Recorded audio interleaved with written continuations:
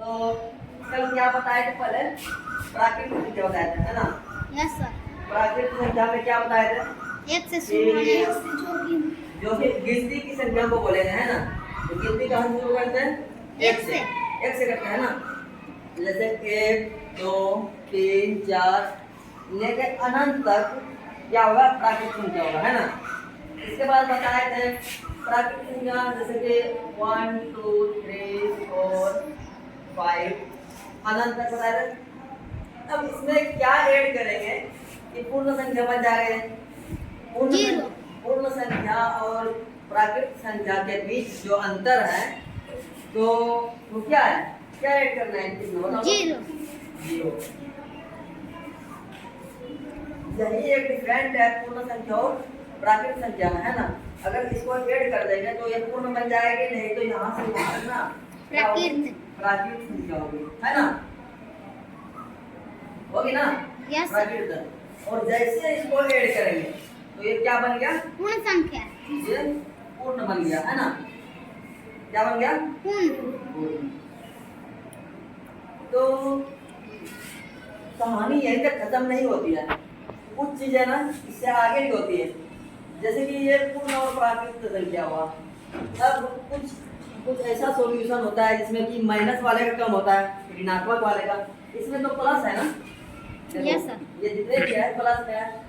अब बात यहाँ ये आ जाती है कि जीरो के उस साइड वाला जैसे -1 -2 -3 उसको क्या बोलेंगे, है ना? हाँ ऋणात्मक बोलेंगे, ठीक है, ऋणात्मक बोलेंगे। और इस साइड वाले को क्या बोलेंगे?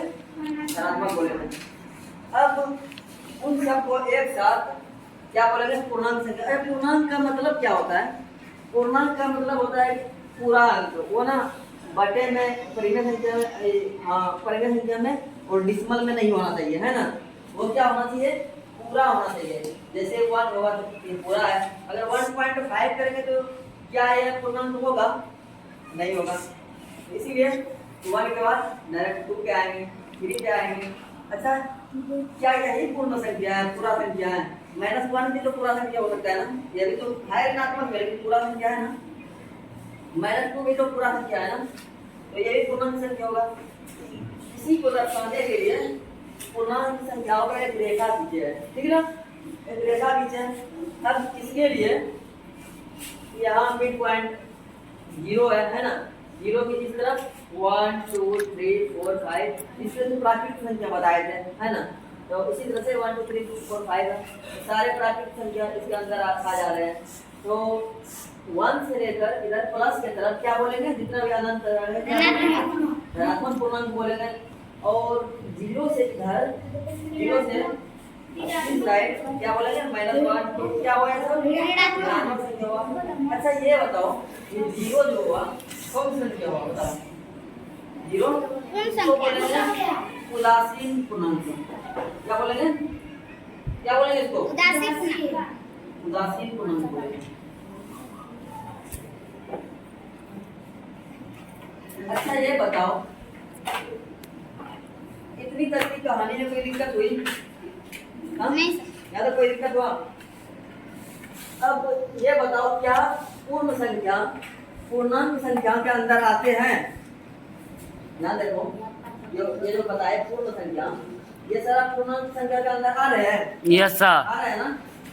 अच्छा ये बताओ, प्राकृतिक संख्या पूर्णांक संख्या के अंदर आ रहे हैं? Yes sir. प्राकृतिक संख्या को भी हम पूर्णांक संख्या बोल सकते हैं? Yes sir. यस या नो? यस। प्राकृतिक संख्या को पूर्णांक संख्या बोल सकते हैं? बोल सकते हैं ना?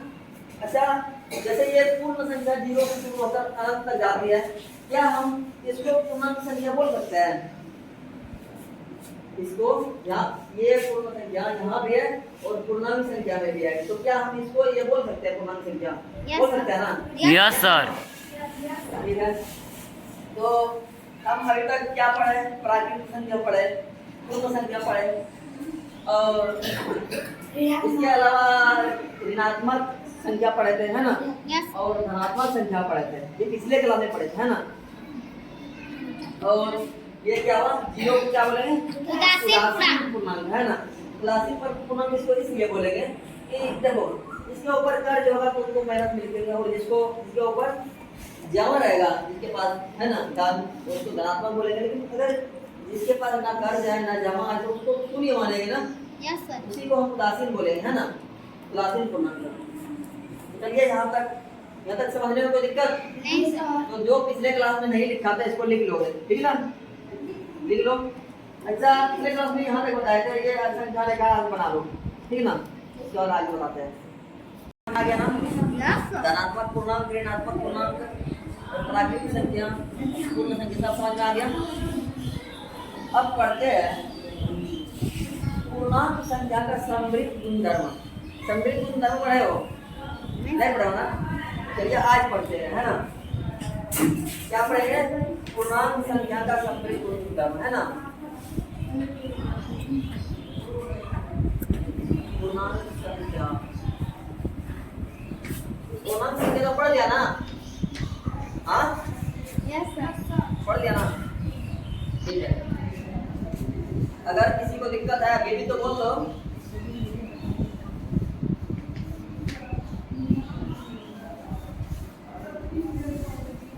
समृद्ध गुणधर्म, अब फोकस करना है समृद्ध पर, है ना।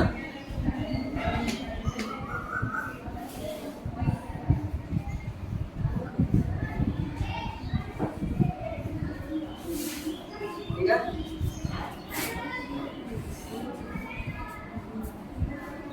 चलिए देखते हैं योग। समृद्ध गुणधर्म, पहले योग का देखते हैं। समृद्ध गुणधर्म क्या होता है कि अगर हम दो पूर्णांक अगर हम दो पूर्णांक संख्याओं को जोड़ेंगे, योग का मतलब क्या होता है? जोड़ना। ध्यान दो इधर, ध्यान दो। अगर हम दो पूर्णांक संख्याओं को जोड़ते हैं तो क्या वो पूर्णांक संख्या ही प्राप्त होता है, ये चेक करना है। अगर वो दो संख्या को जोड़ने पर अगर वो पूर्णांक संख्या ही प्राप्त होता है तो क्या है वो फिर पूर्णांक संख्या है, योग में समृद्ध गुणधर्म का पालन करता है, यानी समृद्ध है ना। तो चलिए चेक करते हैं। मान लो कि a प्लस b, अगर ये दोनों को जोड़ते हैं तो ये दोनों ना, ए बी अगर ये जो भी हो, अगर ये एक पूर्णांक संख्या होता है तो क्या हम समझेंगे? अगर ये दोनों ए बी एक पूर्णांक संख्या है, अगर ये दोनों को जोड़ने के बाद भी एक पूर्णांक संख्या बनता है तो हम क्या समझेंगे कि पूर्णांक संख्या ना योग के अंदर समृद्ध है। क्या समझेंगे? योग के अंदर समृद्ध है ना। तो ये दोनों जो है ना, ये भी एक पूर्णांक संख्या है और ये भी क्या है? एक पूर्णांक संख्या है। तो समझना ये है कि क्या दो पूर्णांक संख्याओं को जोड़ने पर क्या वो भी एक पूर्णांक संख्या ही होते हैं, है ना।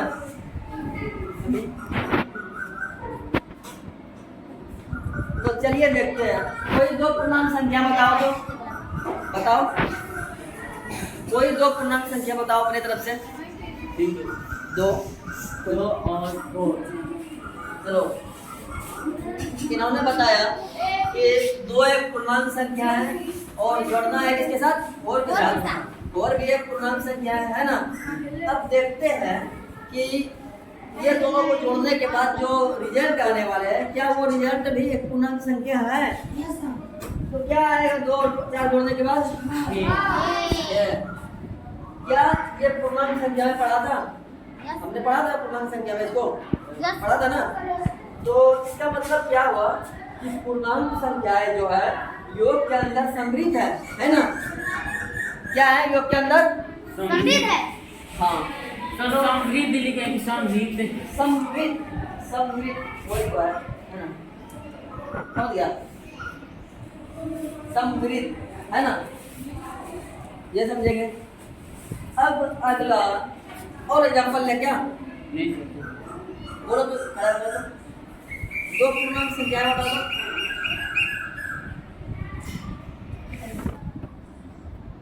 चलो बैठो। हाँ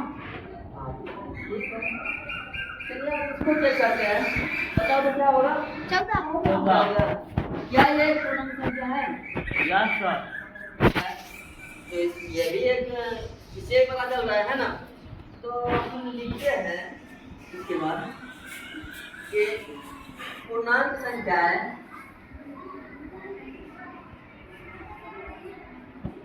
कौन सा संख्याएं समझ जाना चाहिए ना। संख्याएं योग में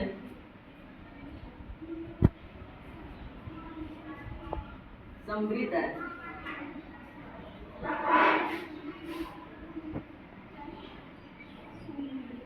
अच्छा ये बताओ, यहाँ तक किसी को कोई दिक्कत समझने में? तुमको दिक्कत हो रहा है क्या? फिर वो उदाहरण लिखने की क्या कौन सा? समृद्ध। ये वो है। ये पूछ रहे हैं तो लिखे ना। ये हाँ बंद।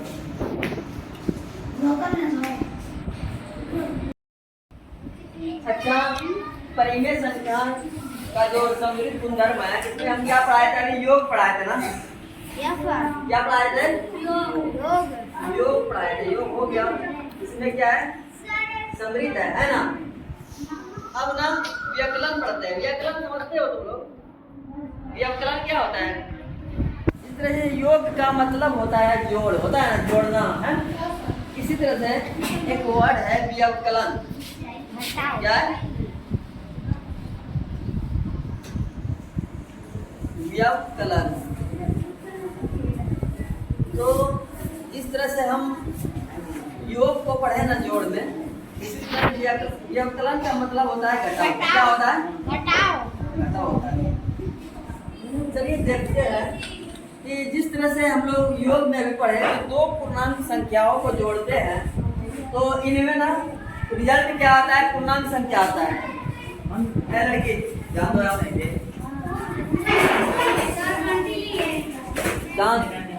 तो कुछ एलिमेंट ना क्या क्लास को डिजिटल होकर के रख देते हो तुम लोग, है ना?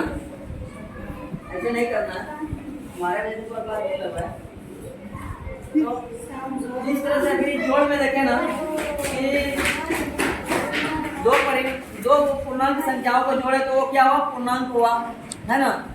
इसी तरह से देखते हैं कि क्या हम दो पूर्णांक संख्या को घटाते हैं एक में दूसरे को, तो क्या वो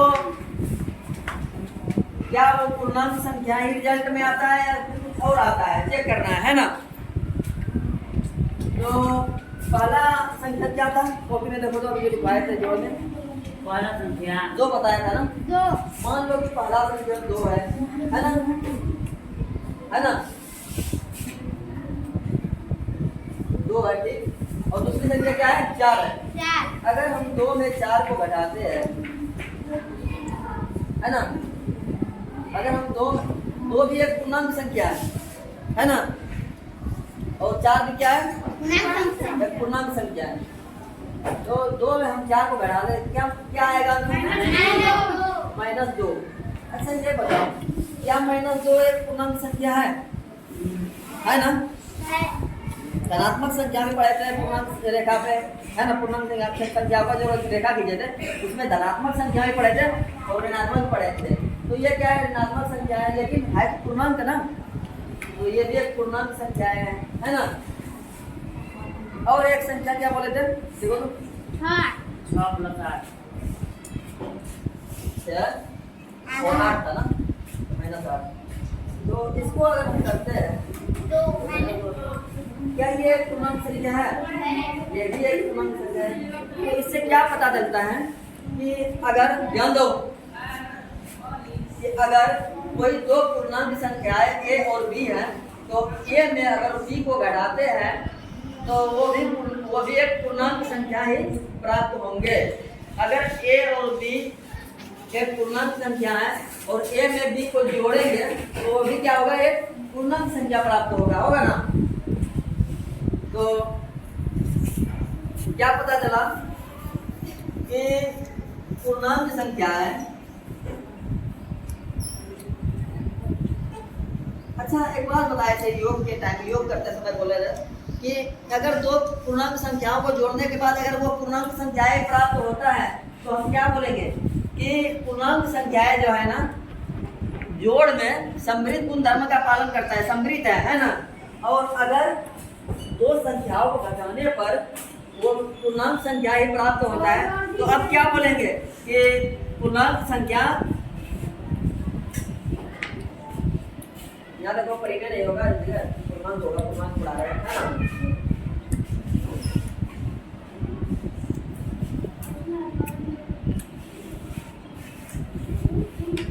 तो अगर दो संख्या को घटाने पर भी पूर्णांक होता है तो क्या बोलेंगे, ये पूर्णांक संख्या है व्यवकलन में भी क्या है, समृद्ध है ना। क्या बोलेंगे, व्यवकलन में भी यानी घटाओं में भी समृद्ध गुण धर्म का पालन करता है, ये बोलेंगे ना।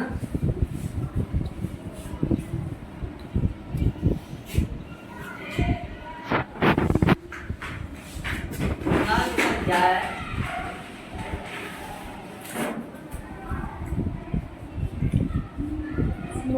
व्यवकलन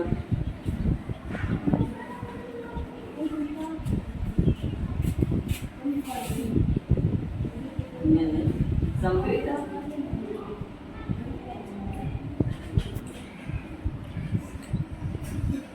क्या यहाँ तक आप लोगों ने समझा, समझ लिया ना।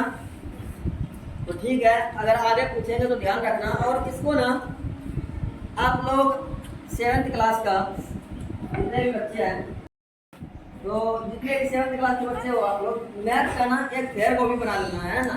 जितने भी पढ़ाएंगे ना उसमें एक A to Z नोट करना है। और प्रत्येक दिन का ना कम से कम एक बार घर में जाके देख लेना है। और हर संडे ना पूरा सप्ताह का एक बार रिवीजन कर लेना है। मंडे को टेस्ट लेंगे, है ना, जितना भी पढ़ाएंगे ना मंडे तक भी टेस्ट लेंगे। और जो फेयर कॉपी नहीं बनाओगे उसके लिए व्यवस्था है, रखिए है। उसके लिए क्या व्यवस्था है, ये है ना। कभी भी इसका इस्तेमाल करेंगे, पर डे नहीं करेंगे, है ना। जब जरूरत पड़ेगा सप्ताह में पहले इस्तेमाल करेंगे।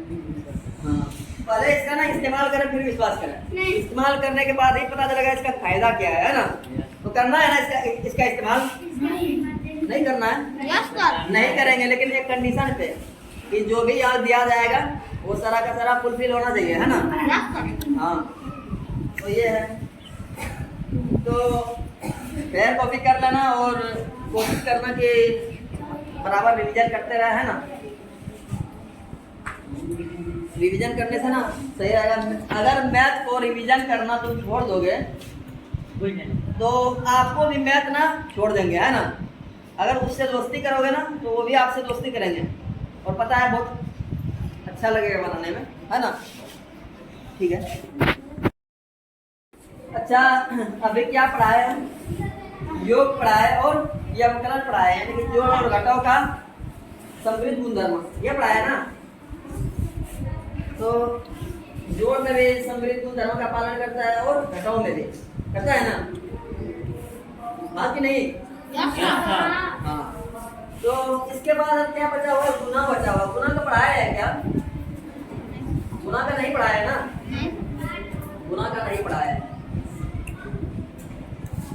तो जोड़ और घटाव में क्या बोले बताए थे कि कोई दो पूर्णांक संख्या A और B को यदि जोड़ते हैं तो उसका जो परिणाम आएगा वो भी एक पूर्णांक संख्या होगा। क्या पढ़ाए थे कि यदि दो पूर्णांक संख्या मान लो कि A और B है, जोड़ेंगे जो परिणाम आएगा वो भी एक क्या होगा, पूर्णांक संख्या होगा, है ना। और घटाव में क्या पढ़ाए थे कि दो पूर्णांक संख्या है A और B, उनको अगर यदि घटाते हैं किसी को भी किसी में से, है ना, तो वो भी क्या है, पूर्णांक संख्या प्राप्त होता है। इसका मतलब ये हुआ कि व्यवकलन और योग में समृद्ध गुणधर्म का पालन करता है, यही हुआ ना। यानी कि पूर्णांक संख्या योग और व्यवकलन में समृद्ध है, इसका मतलब यही हुआ ना। अब चेक करेंगे कि गुना का चेक करेंगे। तो चलिए A और B दो पूर्णांक संख्या लेते हैं, है ना। दो पूर्णांक A और B लेते हैं, ध्यान दो। तो A का मान लो कि 2 लेते हैं, है ना। एक पूर्णांक संख्या 2 ले लें, और दूसरा 4 या फिर यहाँ भी ले सकते हो 2 गुना 4 है ना। और ये ध्यान रखना है कि ये ना पूर्णांक संख्या है ना, ये दोनों, ये भी। तो अगर इसको गुना करो तो देखो क्या आता है, 8 आएगा। तो क्या ये एक पूर्णांक संख्या है? ये पूर्णांक संख्या है क्या? पूर्णांक संख्या है क्या? कैसे पता चला? कैसे पता चला कि ये पूर्णांक संख्या है? कब पढ़े थे? अभी न पढ़े पढ़े थे ना। तो इसको संख्या रेखा में बताए थे ना, ये पूर्णांक संख्या है ना। और ऐसे ही पता चल रहा है पूर्णांक संख्या मतलब एक पूरा अंक होना चाहिए, है ना। ऋणात्मक पूर्णांक लेके देखते हैं, ध्यान रखना। तो इस बार ऋणात्मक पूर्णांक ले रहे हैं और एक धनात्मक पूर्णांक ले रहे हैं, है ना। मान लो कि 3 ले लिया, है ना। अब इसको ये भी तो पूर्णांक है ना। ये तो हो गया, ये एक हो गया, ठीक है ना। ये दूसरा वाला ले रहे हैं, -15 -3 लिए, -5 लिया और क्या लिए? 3 लिए। -5 भी एक पूर्णांक है और 3 भी एक पूर्णांक है ना। इन दोनों को गुना करते हैं, देखते हैं तो क्या हुआ? -15 हुआ ना। क्योंकि जिसका अंक बड़ा हो उसका ही क्या चीज ये आ जाएगा। पूर्णांक है क्या? ऋणात्मक ऋणात्मक पूर्णांक है ना। 10 का धनात्मक पूर्णांक नहीं है तो क्या हो? ऋणात्मक पूर्णांक पूर्णांक है। है।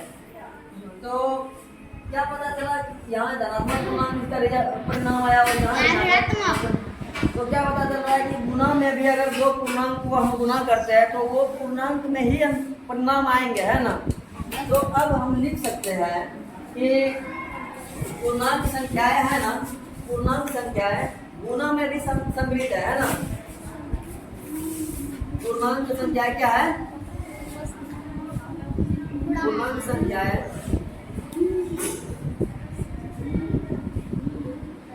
जानते रहे हो? Yes, sir. गुना में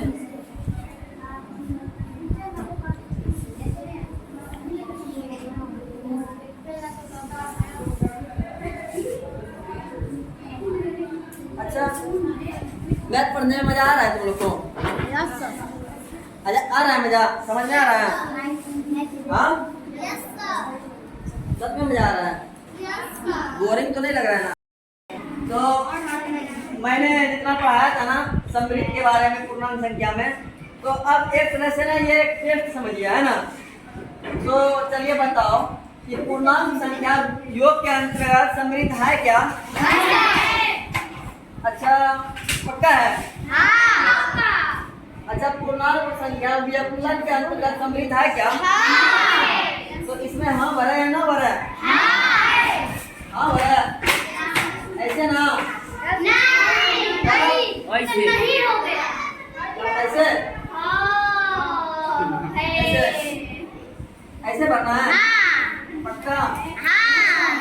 पूर्णांक संख्याएं व्यवकलन यानी घटाव के अंतर्गत सम्मिलित है क्या? तो इसमें क्या लिखना है? हाँ लिखना है, ठीक है। अच्छा ये बताओ पूर्णांक संख्याएं भाग के अंतर्गत सम्मिलित है क्या? नहीं है। तो इसमें क्या लिखे? पूर्णांक संख्या गुना के अंतर्गत सम्मिलित है क्या? हाँ। तो पूरा टॉपिक पढ़ाने के बाद एक तरह से ना ये एक टेस्ट ही समझ लो, है ना। पहले अपने अपने कॉपी पे बनवाया, देखा कि ठीक ठाक है ना। तो इस तरह से ना